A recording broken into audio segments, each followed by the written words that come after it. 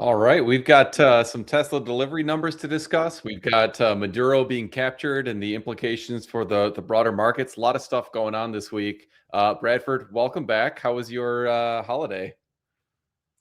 Yeah, a lot happened when I was gone. Yeah, So it did. a lot of craziness. I think you're not allowed to go on vacation anymore. That is the takeaway. Seems like something crazy always happens. At least the market didn't crash, did it? That's true. No, market did not crash. No U.S. helicopters crashed in their way to capture Maduro. But maybe we can start there. That was one where when I heard the news, I was like, wow, that's not sure how I feel. Like on the surface of it, like it seems like a very successful mission. Obviously, tactically, it was extremely successful. Obviously not a huge fan of Maduro, so removing him from power seems like a good thing. The concern I posted about was just that it almost always seems that there's some unintended consequences with these types of actions, and it might take some time to pan out. But let's maybe put the politics piece of it aside for a moment and talk about implications for the markets. Energy markets in particular got a boost on this news. Venezuela does have the largest oil reserves of any country, very heavy reserves that need a lot of processing. A lot of that processing is actually in the Gulf, and the United States has the capability to do a lot of that processing. So certainly seems a bit, I don't know, self-serving might be too strong of a word, but certainly in the United States' interest to get that oil flowing. But let's talk about the market implications of that. Yeah. So I'm not sure what's happening with oil today, but if you looked at the oil servicing companies like Halliburton and others, they were doing quite well yesterday. I think they Yeah. were up like 8 to 10%. Guessing there might be some follow through in those names. I haven't checked today, honestly. Um, I'd expect longer term that this may cause oil prices to drop on a relative basis. Also, interestingly enough, it gives Canada less leverage in negotiations with the Yeah. U.S., which made me think that maybe one reason why Biden vetoed the Keystone Pipeline wasn't for environmental reasons. Maybe it was negotiations with Canada to keep us from being reliant on Canadian oil. Um, so now we might have a choice between Venezuelan and Canadian oil. That's an interesting prospect. I hadn't quite heard that theory before. I mean, given how, at least on the surface, Biden was always talking about, CO2 emissions and environmental everything. Mm, To me, that seems like the more likely outcome. But you're right. Maybe there was a layer deeper there, where that was a consideration. But I think you're right. Canada certainly loses a bit of leverage and potentially economic impact with this. The whole situation I'm finding kind of interesting is, what's going to happen with governing the country. I watched the press conference, and Trump basically said that the people behind him, who would, Rubio and Hesketh, would be running it. And I was like, I'm just thinking in my mind, like, what, like by Zoom, like how tactically, how is that going to work? I don't think you can actually govern a country remotely with no boots on the ground. So I'm very interested to see geopolitically where this goes. But I think you're right from the energy market standpoint. I think oil prices come down. I think that's helpful for the economy. I think that's helpful for fighting inflation, which has been, mhm. the boogeyman for going on 6 years now, that we've been fighting.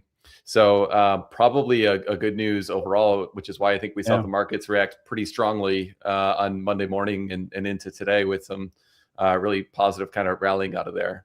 So any So other Matt, takeaways here? the way they're going to run Venezuela is they're going to tell them what to do.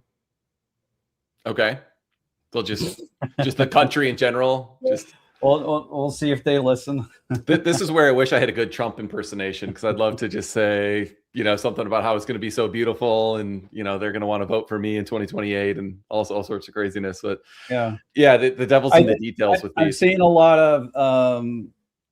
of double standards or hypocrisy, like Chuck Schumer berating Trump 4 years ago or 5 years ago about not having any results with Venezuela, and now like Chuck Schumer's saying how scary it is that Trump did something with Venezuela, where 5 years ago that he was like imploring Trump to do something. So and also Biden, it had the $25 million bounty on his head. So like this didn't all start with Trump. Right. Yeah. Suddenly, because Trump had a win, they want to distance themselves or like take the other side from it, which is, I guess, typical. Like we want to be, I guess, like one side wants to be against everything that Trump is doing. Some of the questions I also found to be ridiculous. Like, when is Venezuela holding an election? Like, are elections going to be held in a month? Like, you can't just like suddenly have snap fair elections. Or when is this opposition leader going to be in power? Why isn't Trump talking more with her? Like, Well, he she's even not in downplayed power. her. Like, the military isn't listening to her.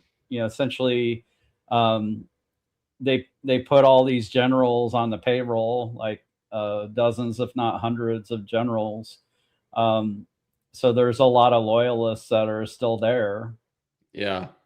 And with no boots on the ground, I don't know how you get this to some stable functioning democracy. I mean, the power void is always the thing that opens the door for another dictator to kind of come in and seize power forcefully. So that's the thing I'm worried about. Now, it seems like there's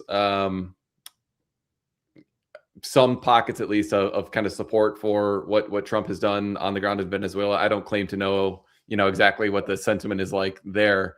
But I could see a path where everything stays reasonably stable, and eventually you get a democratically elected leader in there, and the economy starts to roll, and they build up their infrastructure to export all their amazing oil reserves. But I could also see another scenario where some Maduro Jr. comes in, and you get a kind of a repeat of the situation. So that's where just the uncertainty of the situation is something that gives me a bit of pause. So, as an investment manager, what do you think are the implications? Yeah, I mean, if I had investments on the ground in Venezuela, that would be one thing. But I think for a U.S. focused investment manager, I think that the key implication is potential deflation. I'm not too worried about like geopolitical risks and like some implications with China and things like that. I think those are too far removed for us to really have any insightful changes to what we'd be holding as a result of kind of changed geopolitical situation. But what I do think this does is it puts some downward pressure on inflation. That should be good news for everyday households that are going to have cheaper gasoline. Not to mention all the other petroleum based products that the economy really runs on in many respects. So I think it's generally good news for markets. So in my mind, I think it de-risks things a little bit. But I'm not sure I would be changing portfolios actively as a result of that. I'm curious your thoughts though. Anything I said that you'd have a different take on, or anything in addition to that? Yeah, you're right in that. If oil prices come down and stay down, and the derivatives of that, like gasoline, then that could chill inflation for sure. And I'm guessing like the Federal Reserve, like if we actually got deflation briefly because of that, I think they wouldn't panic. Generally, economists don't like deflation either. That's true. They worry about deflation. So I think it'll be maybe fine. disinflation is the better term to use there, because I don't think it would necessarily throw it negative. I'd say at first, when I first heard the news, where my my mind or my panic went to at first was that this gives China more license to invade Taiwan. Yeah, that was my kind of immediate takeaway. I did hear a lot of people give like cogent pushback against that, and also a lot of like completely incoherent pushback against that. So it's hard to tell exactly how this is going to play out. But yeah, sorry, I'm going to cut you off. All right. So, what anything else from here that we should discuss? Yeah, I think there's, while we did bring up something political, I do think there's some propaganda from both sides. Yes, there were drugs involved with the Maduro family, but the U.S. is playing it off like um, this is causing tons of deaths in the U.S. and yeah, I'm skeptical of a lot of the claims that are floating around, but I think in general this is something that um, is good for the United States.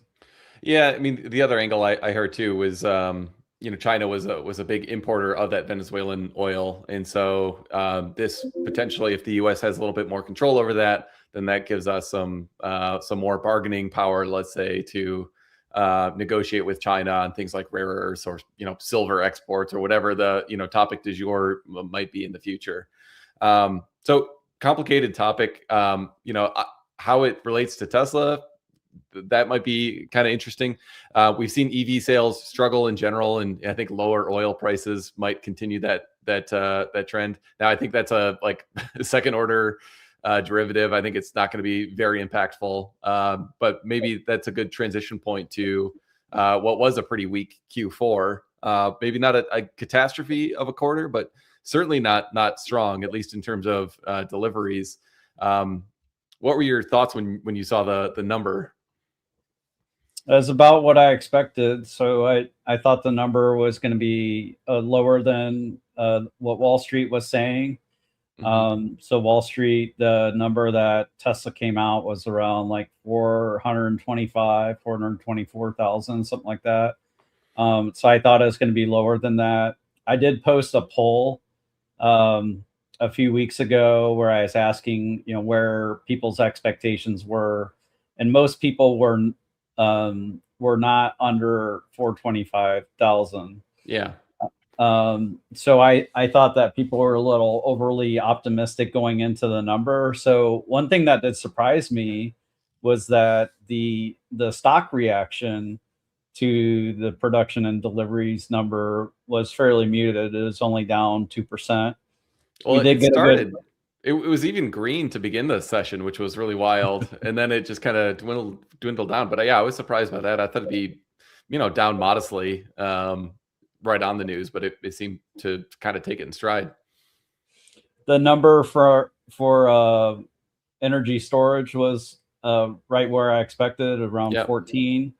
So we're getting 10, I'm guessing, from the Lathrop mega factory, and then 4 from Shanghai. Lathrop was at 40% for some time, so at 4 gigawatt hours per quarter for a number of quarters after they got started. So I wasn't surprised to see that, and I think Shanghai may be stuck at that number for a Hmm. couple more quarters before they kick it into gear. I'm guessing mainly they're waiting on like battery supply and maybe power electronics. Um, so I don't think they're struggling to make the megapacks. Yeah, no, I wouldn't think the Shanghai mega factory is production, is facing like production issues. The other piece of it, on top of those type of supply shortages that you mentioned, is just the lag in deployments. So you build these mega packs, and then you ship them to a customer, and then that customer has to test them, and then the customer has to energize them, and then they have to actually go live. And so Tesla, is only recognizing a portion of the revenue along the way. So the kind of ramp of the factory is going to be faster than the ramp of revenue, because that revenue is going to be on Yeah. a much more a significant lag than on the automotive side.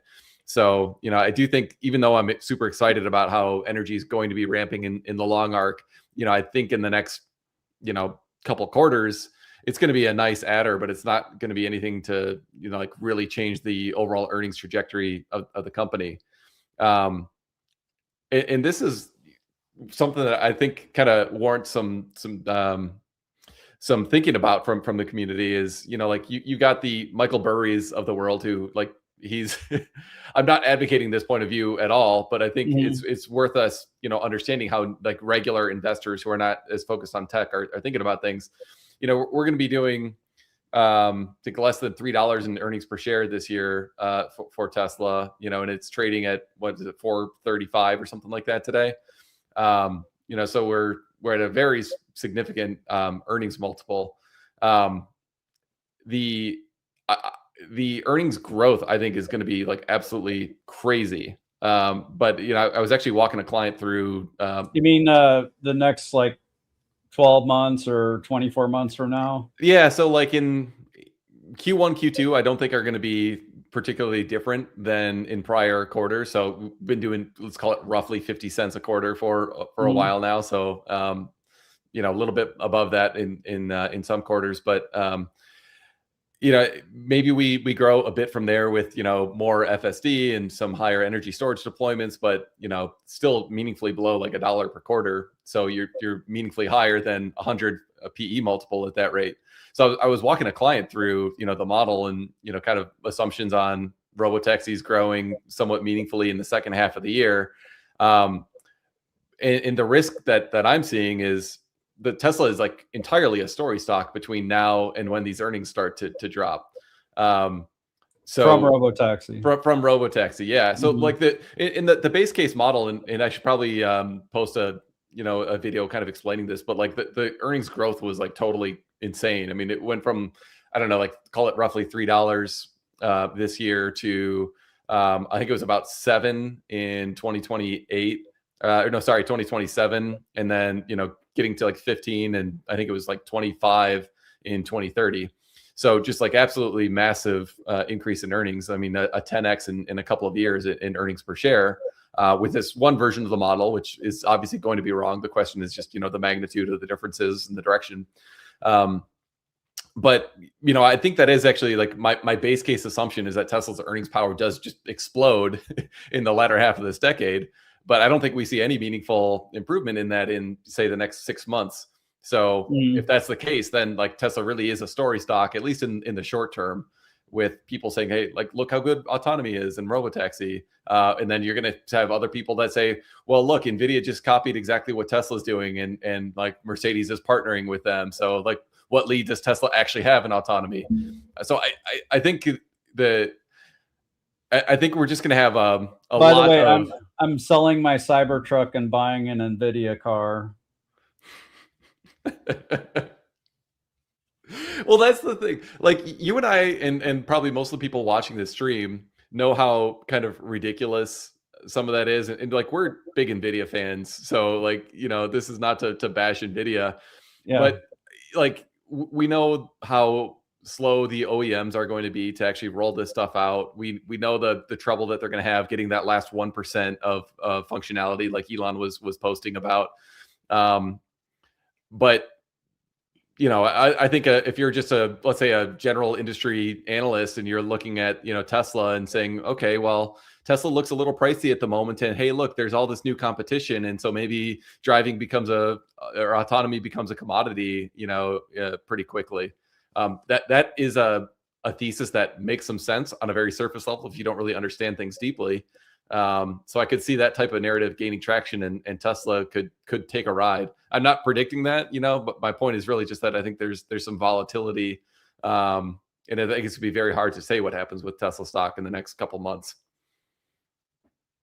Yeah. Yeah.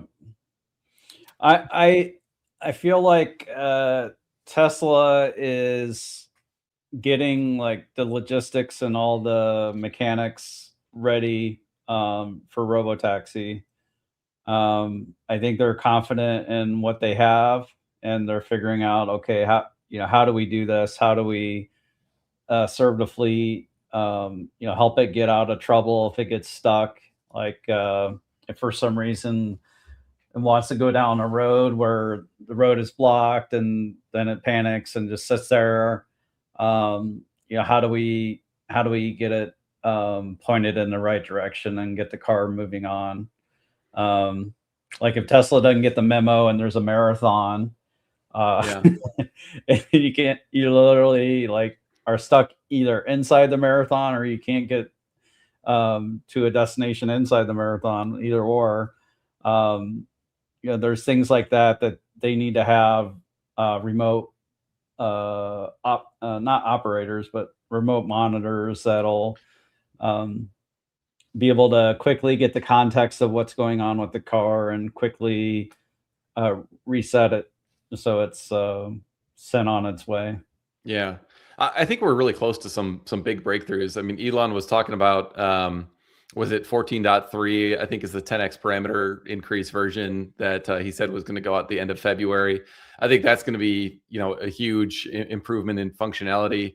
I mean, just one of the things that I'm the modern headaches that I feel a little ridiculous even complaining about, but like parking is still not great. It's better than it used to be, but the parking selection seems a little unnatural, and it's like, it'll pass by a bunch of good opportunities and then, ends up circling for a long time, or, and when it pulls into my garage, it'll kind of like stick the trunk out a little bit too far so that, if I were to close the garage, it would hit the car. So, it's the actual, like, there's no safety issues, at least that I've seen in my miles in the last, I don't know, 5-6 months. It's been a long time since I've had a safety critical intervention. But there are still these little things that are, I would say, suboptimal. I posted, I think it was yesterday, that I think when you get to the point where banish actually works, I think that's the point where you'd be able to have robotaxis roll out a little bit more. Some people were kind of questioning why I said that, but my thinking is they've solved like the road driving, I would say, extremely well. I think they could like handle the 99% of driving where you're going, on the roads. That all seems to be working extremely well, and I'm sure they'll continue to optimize it, chase down those nines. But I would say for the most part, they're there on that front. The kind of like drop off, so you got to your destination, where do you park? Like, do you just kind of pull to the side of the road? Do you like find a good parking spot? Do you pull into a driveway? Like that's the one area where I think it still is making some suboptimal decisions. Now that's not safety critical, but if you're going to scale to 100,000 robotaxis, that's something that I think you want to solve before you start aggressively scaling. So my thinking is, and I'm curious what you think, if you get banish working, that's an indication that it works extremely well, and so you could really ramp it up then. So I'm laughing because I'm going to get on my high horse here for a second. Unlike you, Matt, I done over 75 robotaxi rides. So with the robotaxi, it doesn't just like wander around the parking lots. So there's special software for how they handle pickup and drop off. So like with the hotel where they have a special valet loop, the Waymo, I mean the Tesla goes into the valet loop and stops out, right in front of the front door, the revolving door that they have in a lot of hotels. Whereas like the Waymo parks on the busy street, it doesn't go in the valet loop. So like the Waymo does it better. And like whenever I would have it take me to a grocery store or something with a big parking lot, it didn't wander around the parking lot. It just dropped me off the front. So, so then, what the cab can do, let's say it doesn't have a fare, it can just drive around without a destination. You've done that. I'm guessing you've done that at least once with your car to see what it would do. Oh yeah. So like it can drive around at regular speeds and wait for its next fare. So I think it's ready. So you think today it could scale? Yeah.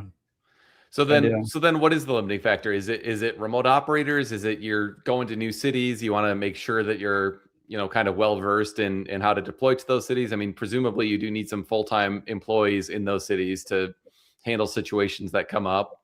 So, I mean, maybe I'll just, instead of hypothesizing, what do you think the issues are holding back deployment right now? Yeah. So I'm not in Tesla. And we will talk about Trump and Elon in a moment. I'm not in Tesla, so I don't know, but my guess is that they've been focused on certain number of things in a stepwise fashion. So I don't think they were thinking about things in a parallel way where they think about remote operating as soon as they started in Austin in June.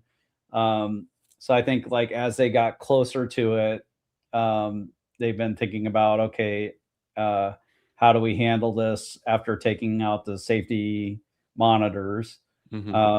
And like how many cars can they handle? And they might start with a small number of cars at first, might even be practicing now. So they might have the safety monitors in, but it may be the remote operators that are ultimately the ones pressing the buttons.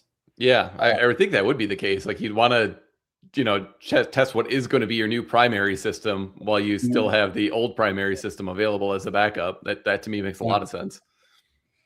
Yeah, so I think that's what's going on. I don't think they need 14.3 to be comfortable with doing it. I do hope they quickly enable highway. Um, Hmm. So, while it is higher speed and there's some risks there, um, I hope they enable it and have some way to like deal with the car if it gets run into by a stupid human driver. Because I'd say the main reason why you need someone in the car if it's a robotaxi on the highway is to deal with accidents when they happen.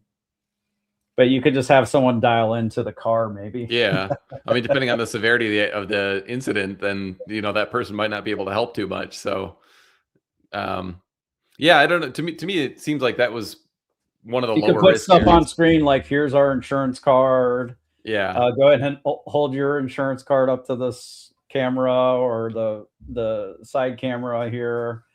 Um, they could talk. They could roll down the windows and talk through the windows, things like that. yeah. Well, and I think Tesla, like, they'll have some people, some employees that can drive to the scene of an accident or something like that. So, yeah, I'm not. I don't think that'd be too strong of a limiting factor. But And I uh, think they actually hired for that too. I know mhm. they keep changing the names of the positions, but I think they hired for that earlier.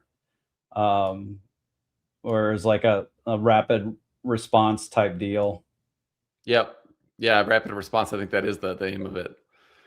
Um, do you want to talk a little Trump Elon, or do you want to talk a little Jensen Elon? There was some pretty interesting stuff with Nvidia's keynote yesterday, with Jensen's keynote. We could get into that, or we can talk a little Trump Elon. Where do you want to go? Let's talk Trump Elon first, and then we'll talk Jensen and Nvidia shortly. Um, so Musk and Trump had dinner. We don't know what they talked about, but Musk shortly after uh, talked about enabling Starlink for citizens of Venezuela over the next month. To help them communicate during this time, which I think is a great gesture, and I'm guessing they're going to be shipping them some dishes or whatever, some Starlink minis or whatever for them to connect to the internet. Um, so I think that's cool. And you know, the scene when Musk and Trump were walking around seemed very positive. Hmm. Um, Yeah. yeah, go ahead. Well, I was going to say, the contrast from the breakup and Elon basically calling him a pedo and all that. That was that seemed like it introduced some political risk to Tesla, especially when we are on the verge of this autonomous future, and we really do need some federal framework that um, the Trump administration has been actively pushing forward. So getting rid of things like the vehicle cap. The autonomous vehicle cap by manufacturer would be really helpful. Getting Mhm. a one set of laws across the nation would be really helpful. And so my biggest takeaway, and I'm sure they spoke about a bunch of different things, but just Trump being, or Elon being back in Trump's good graces, I think makes it a lot more likely that we'd get that type of positive outcome for a national autonomy framework.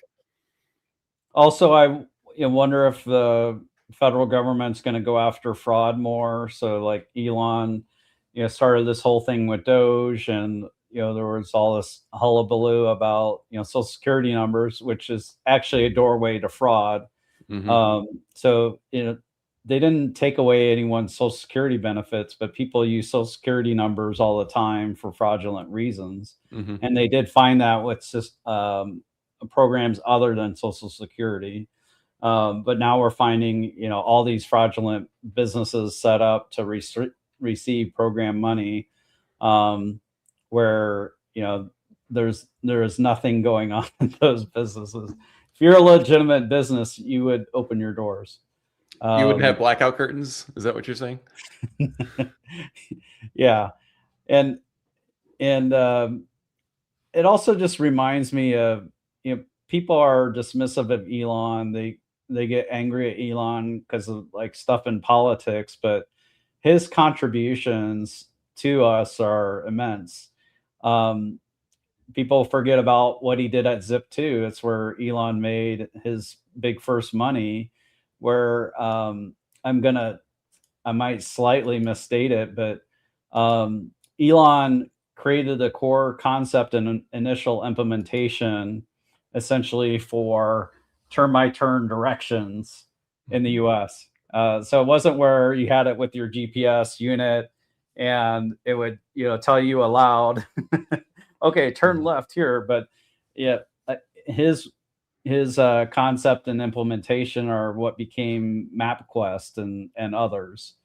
That came from Elon. Yeah, but that's only because his dad had an emerald mine. So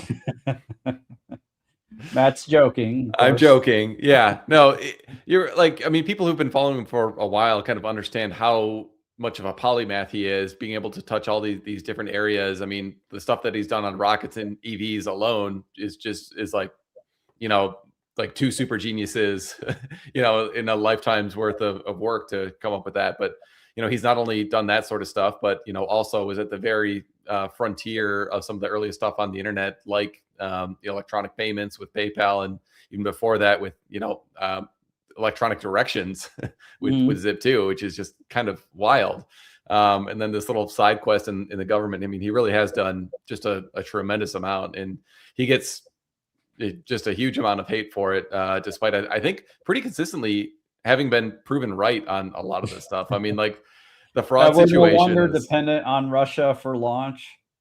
Yeah, I mean, that was such a huge thing. Rescued those. I think that's the one that just drives me off the wall the most. Is like, he almost single-handedly returned, astronaut launch capabilities to the United States, along with lowering the overall cost of launch by an order of magnitude. Thereby introducing a lot of new industries that are economical now with the cost of launch that wouldn't have been economical before. And then, oh, by the way, introduce Starlink, which gives broadband speed internet to rural areas and into poor countries. And it's like, despite all that he's done with SpaceX, like the narrative I hear most often is just like, oh, he only is a billionaire because of the government handouts. It's like, no, these were contracts where he was able to provide a better service at a lower cost. But that all gets ignored by people who just hear clips and aren't actually critically thinking about this stuff. A significantly lower cost. Yep. Like I think maybe a half, like 50% off or more is what SpaceX was doing compared to other providers. So what he's doing for us with communication too, with Starlink, what he's done for Ukraine, what he's done for the flood victims in the Carolinas, Venezuela, and like soon we'll have Starlink on our cell phones.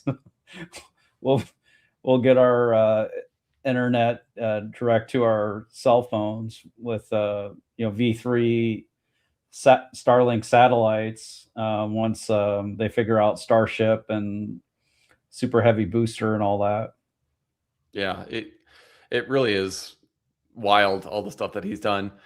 I'm curious, your tweet, he said 2026 is going to be a banger. Do you think he means anything in particular by that, or is it just the kind of confluence of AI? And I think he responded to somebody about entering the singularity. He seems to be in this, I don't know, hyperbole might be too strong of a word, but like the techno optimist camp for sure. Yeah, so it seems like everyone's finally catching on to Claude Code. Like I've been going crazy about Claude Code for several months now. Andre Carpathy had his post, and then people use the holidays to install it on their machines and try it for themselves. Hackers, engineers, those types of things. So they're seeing the power of AI to automate things and make things easier. Elon, I think, is looking forward to Tesla and starting Robotaxi, starting manufacture of Optimus with whatever hands that Optimus has now. So they've settled on a hand design. It's kind of wild, and maybe we can transition a little bit. Last thing I'll say on this topic, though, is like Elon's a national treasure, and he should be championed, not lampooned. So yeah, I just wanted to emphasize that. You look at Boston Dynamics in the video they had on 60 Minutes. Maybe there's better clips that they're going to show us for 60 Minutes or whatever, but the clip they showed, like, was that the best they could show us with the robot? It can stand up in a very unusual way. It can twist and turn, very weird and unhuman-like. But as far as useful work, it was picking up, something that's very long, and it's very long, and putting it on a station. We didn't see the Boston Dynamics robot do a whole lot. Yeah, I guess this is the thing that just kind of annoys me in general about media is like, you and I are following what's going on with Optimus, with Apptronic, with Figure. I think those are actually the three companies leading in this. Boston Dynamics is like trying to pivot away from their old business model, which was really dumb, to something that is essentially the path that Elon pioneered, with saying like, okay, you don't need to, like be able to, do parkour. Like that's not economically useful. So like, let's lower the physical capabilities of the robot in order to reduce the upfront cost, but then use AI to train it to actually do useful work. It's like, obviously that's the thing that's going to, be $1 trillion industry, not, like some crazy parkour, Terminator robot. And then Boston Dynamics, after thinking about that, it's like, oh shoot, yeah, that's a good point. Why don't we change our humanoid? But I would say they're in fourth place out of 4 contenders in the space right now. But they're the one that goes on 60 Minutes and are, getting all this attention. The funny thing about I'm guessing they're raising, and I'm guessing Hyundai or whoever it is that owns them is allowing outside investors to take a stake. So I think they're like likely to be selling off some ownership to raise capital. I'm not impressed by the hands. So like, I feel like it's going to be pretty menial tasks in the factory. Yeah, you could use it for security work and some other things. Yeah, or grabbing like large bars where like you just need like a vice grip, basically. Like, but how many jobs are that boring and that repetitive? Like that doesn't really scale up too well.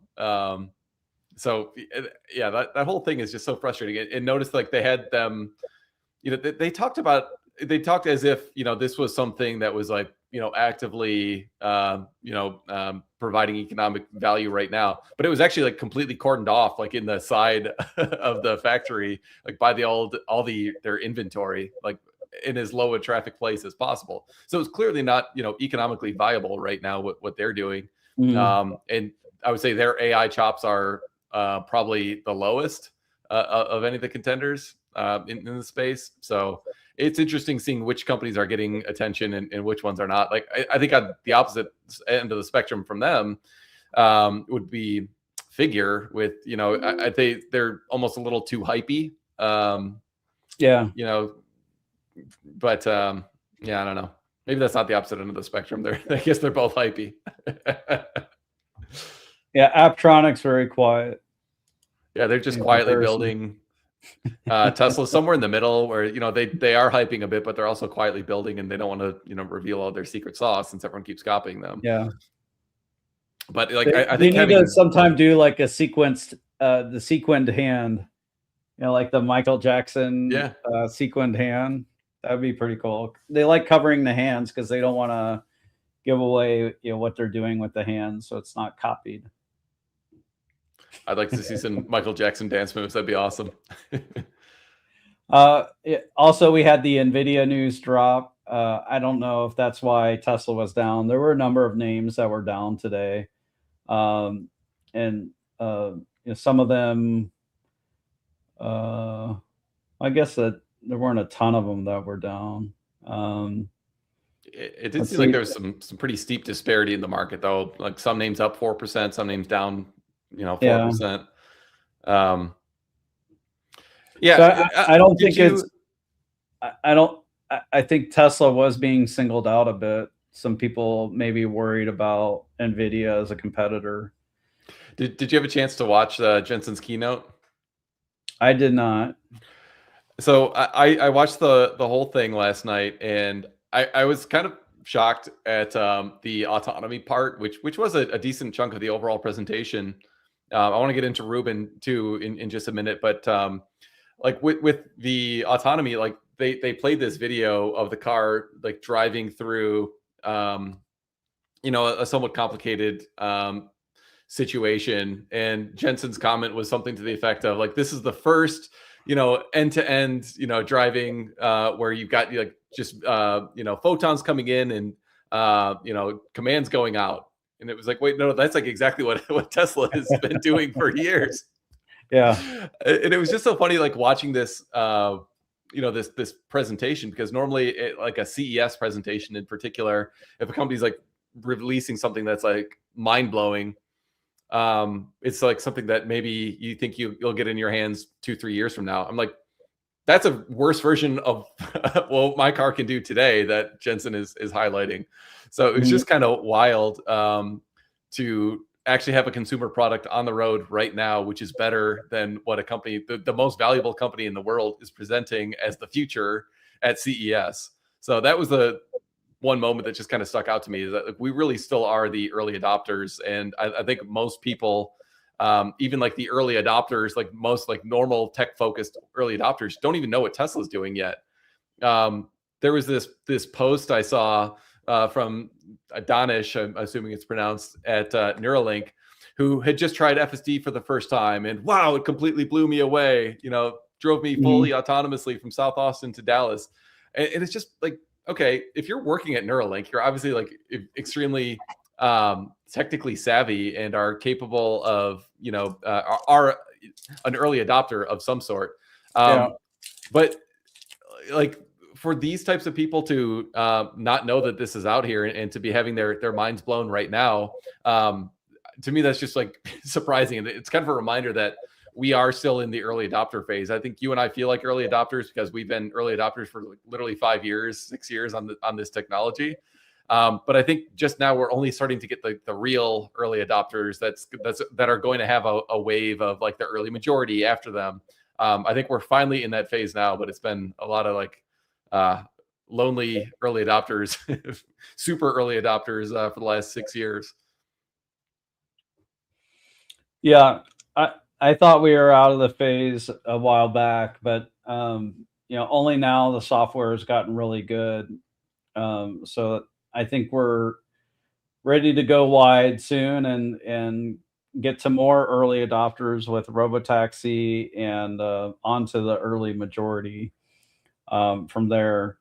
It was also weird for me. I did watch the video that Nvidia released about the self-driving.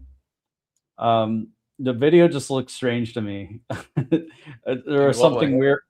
There's something weird about the lighting. I think maybe they enhanced the video. The lighting like in the car versus what was outside the car really didn't match for me. But I thought it was, somewhat impressive, but it was, one drive. they did take a number of influencers out for a ride, but Tesla did this on April 22nd, 2019. So 6 years ago, they did a similar thing where they took influencers out for rides. By the way, these Tesla short sellers, they really hate Farzad.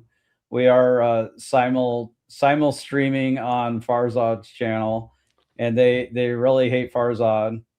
Well, that's something I have in common with them, at least. That's good. Sending threatening comments. They said Farzad's on fool's notice. Oh, Farzad, you better watch out. Shirt surf's gonna get you. There's gonna be an expose. They're gonna come and get you. like, what would the expose even be? Like, I mean, Farzad is like the most open book person I know. Just like says what's on his mind, admits when he gets stuff wrong, and just I don't know. People just get. I think if you've lost a lot of money on Tesla, you probably hate all the influencers. Yeah, people who are against Tesla or Elon, they're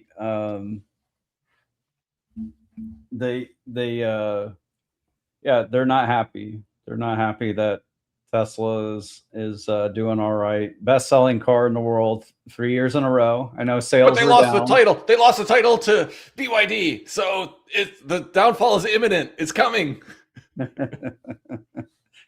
Oh man. Elon's a drug user. Stock's so going Matt, to 50. I'm going to put you on the spot here.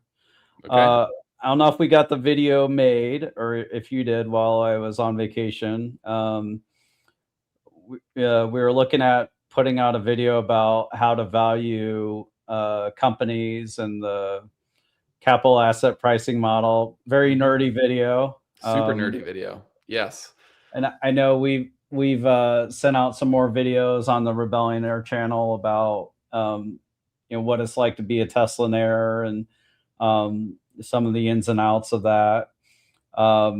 Did we end up sending out the video about valuation? And I do want to talk about the series some more.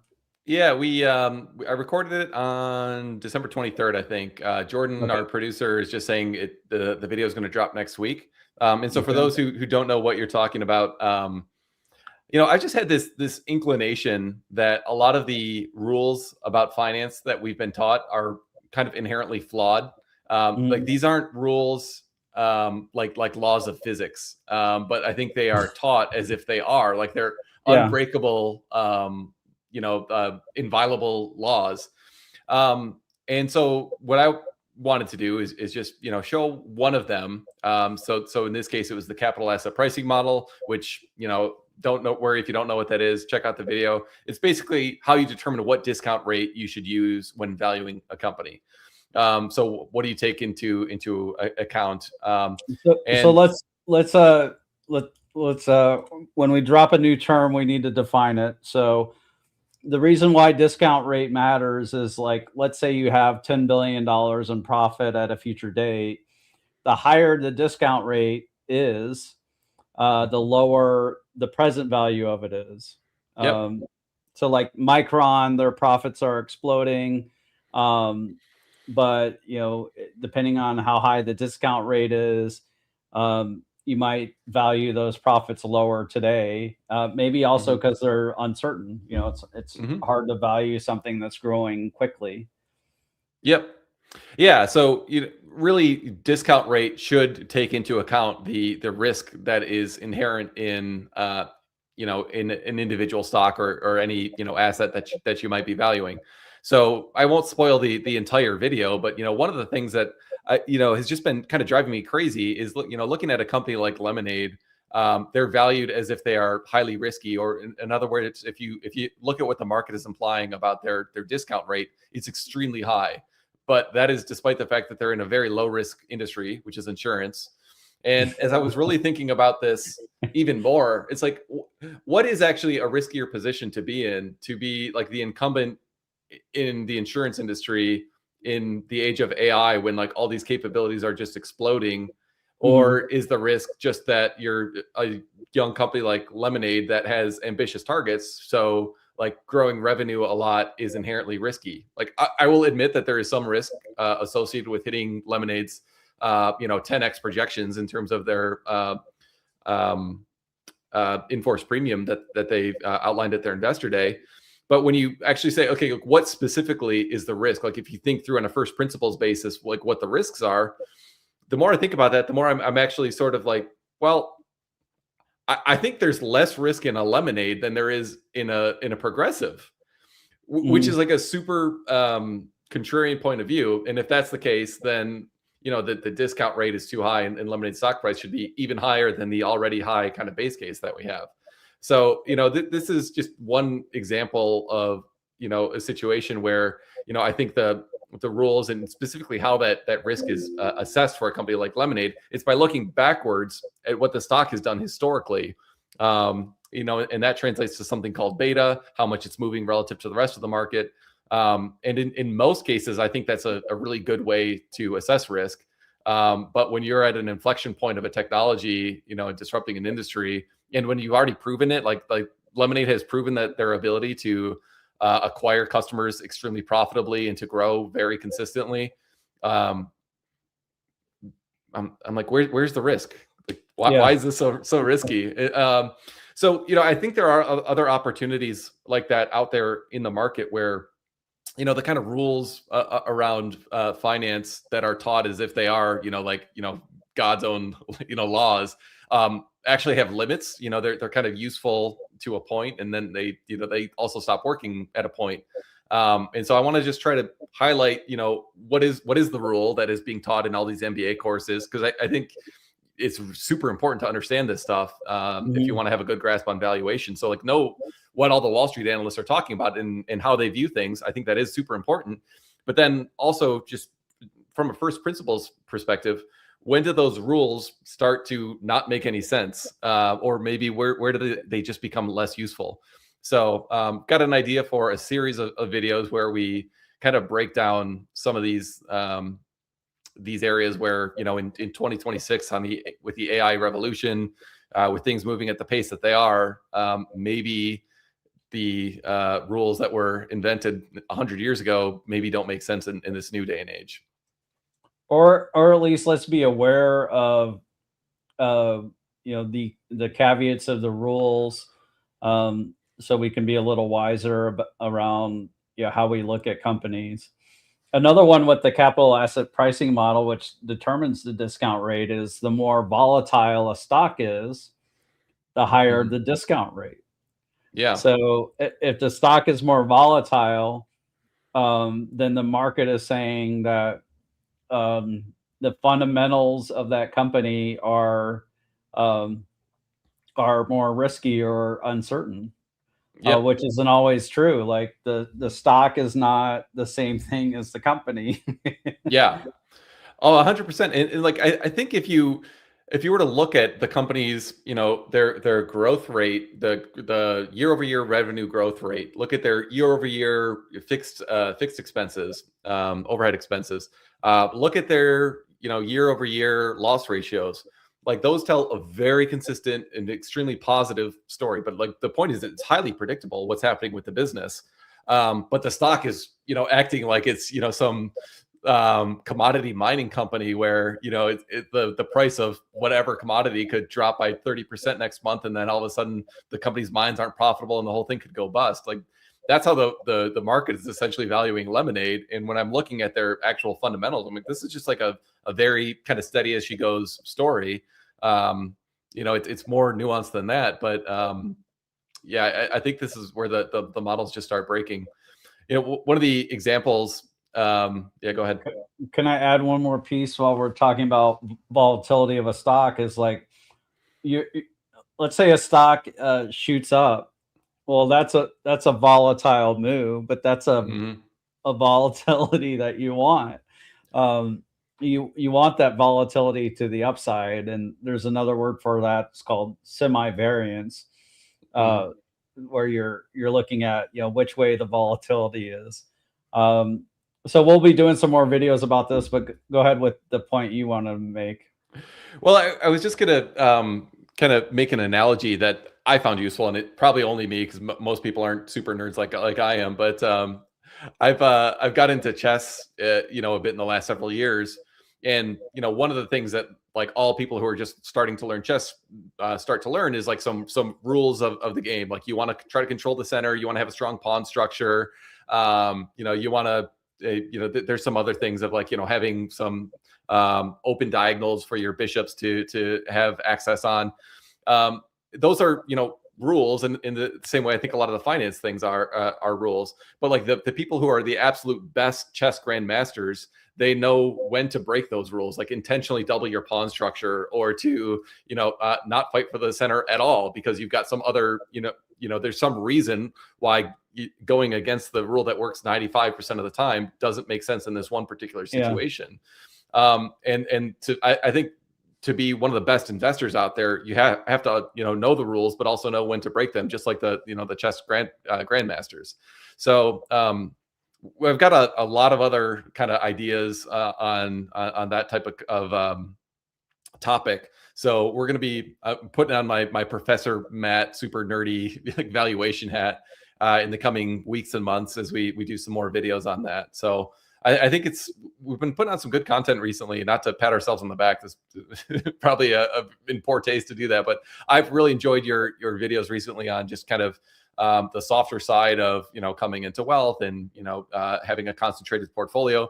Like what does that actually mean? What does that journey look like?